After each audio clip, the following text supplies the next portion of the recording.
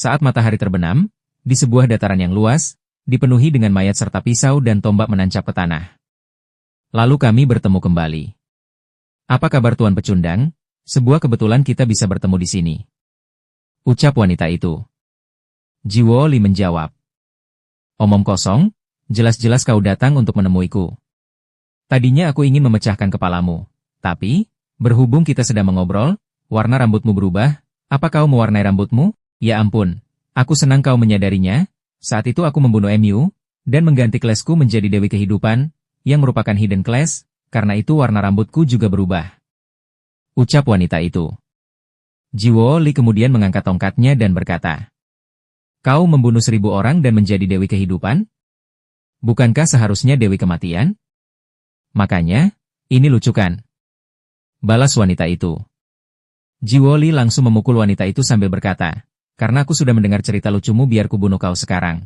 Tapi, ia bisa menghindari serangan Jiwo Li dengan mudahnya. Sayang sekali, padahal ada hal yang ingin aku bicarakan. Di saat ia sedang berbicara Jiwo Li langsung memukulnya dengan tongkatnya. Urus merasa senang atas kemenangan Jiwo Li. Tapi, saat kabut dari serangan Jiwo Li menghilang, wanita itu terlihat tak tergores sedikit pun. Sudah kuduga kau menjadi cukup kuat, tapi serangan seperti itu tidak akan bisa membunuhku. Ucap wanita itu. Urus begitu terkejut, karena ada manusia yang sanggup bertahan setelah terkena serangan langsung Jiwo Li. Wanita itu kemudian tersenyum sambil menatap Urus. Urus dalam hati berkata, apa wanita itu baru saja menatapku, tapi tidak ada yang bisa melihatku selain bos. Ini benar-benar aneh, kenapa kau baik-baik saja setelah terkena pukulanku? Tanya Jiwo Li. Sudah kubilangkan, aku mengganti kelasku dengan Dewi Kehidupan, dan manusia tidak akan pernah bisa mengalahkan dewa. Jiwo Li mengangkat tongkatnya dan berkata, wah, kau membuatku kesal. Ia kemudian langsung menerjang dan melayangkan banyak pukulan ke wanita itu. Pukulan-pukulan Jiwo Li, sampai-sampai membuat seluruh benua berguncang. Namun semua serangan itu tak menggores wanita itu sedikit pun. Wanita itu kemudian berjalan ke arah Jiwo Li dan berkata, kau pasti berdebar-debar memikirkanku setiap hari kan? Karena kau ingin membunuhku? Menyerahlah. Tidak peduli seberapa lama waktu berlalu dan seberapa kuat dirimu, kau tidak akan pernah bisa mengalahkanku. Jiwo Li menghela nafas dan menjauh dari wanita itu. Kau mau kemana? Apa akhirnya kau menyerah? Tanya wanita itu. Aku akan mencoba mengayunkannya sekuat tenaga. Siapa tahu bisa menghancurkan planet ini. Kalau aku tidak bisa membunuhmu langsung, aku tinggal menghancurkan planet ini, kan? Dengan begitu, kau akan mati karena ledakannya. Atau terlempar keluar angkasa. Pasti satu dari dua pilihan itu kan? Ucap Jiwo Li dengan senyum licik. Menurutmu, apa kau yang seorang manusia biasa, bisa melakukannya? Tanya wanita itu. Sebenarnya hari ini aku belum menggunakan seluruh kekuatanku. Jawab Jiwo Li. Seketika raut wajah wanita itu berubah. Jika kau melakukan itu kau juga akan mati. Dan itu lebih seperti bunuh diri daripada balas dendam. Apa kau akan puas dengan itu? Tanya wanita itu.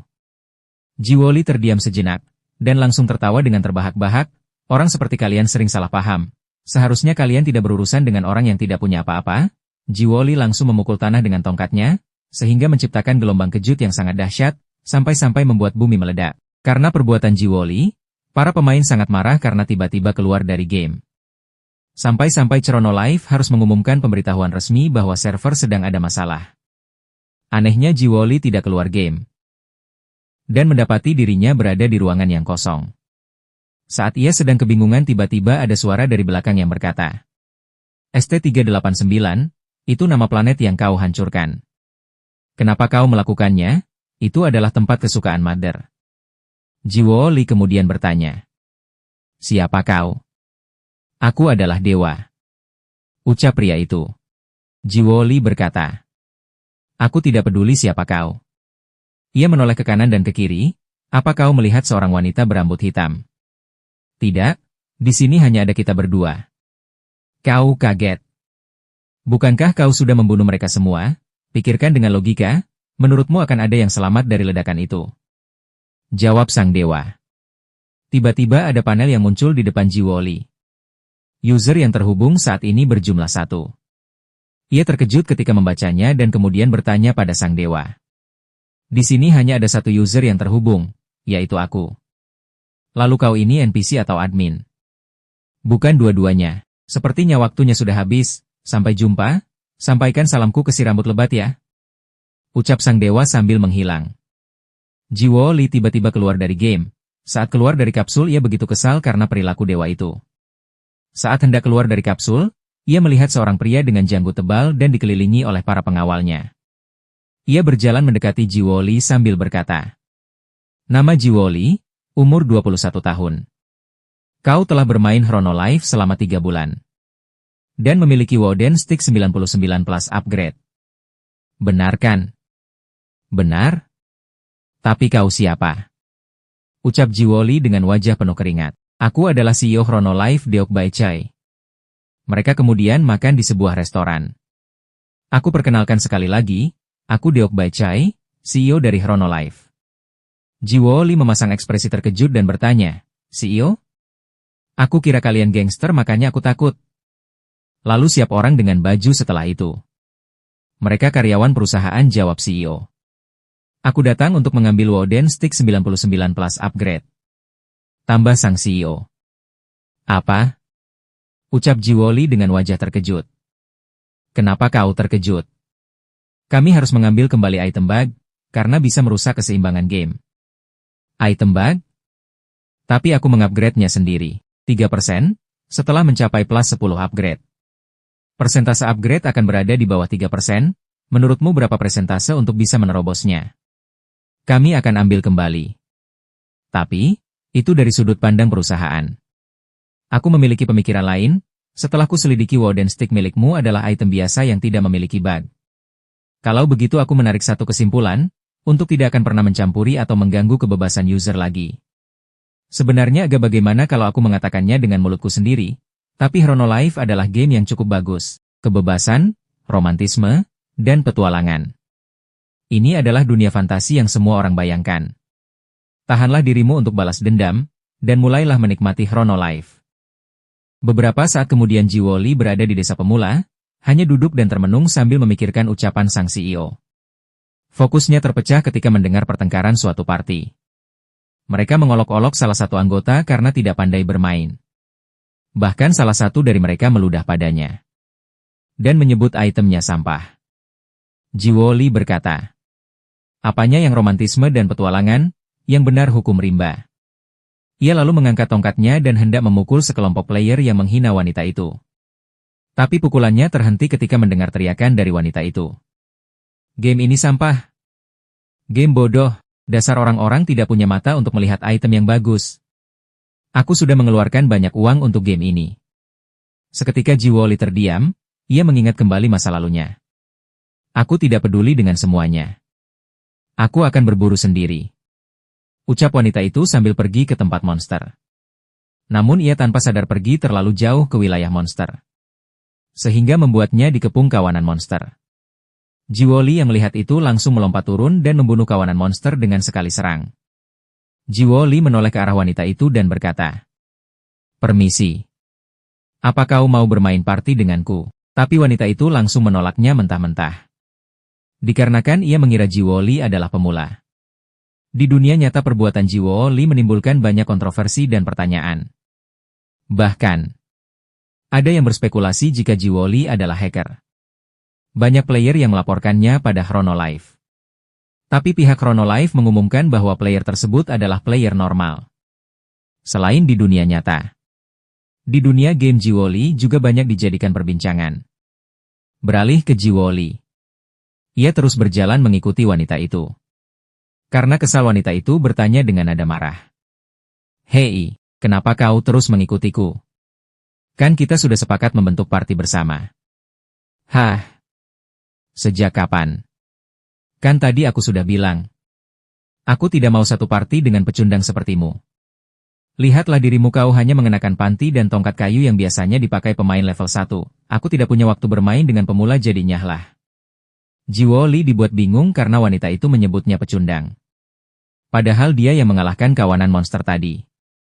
Urus berkata bahwa mata wanita itu tertutup saat Jiwo Li menyelamatkannya.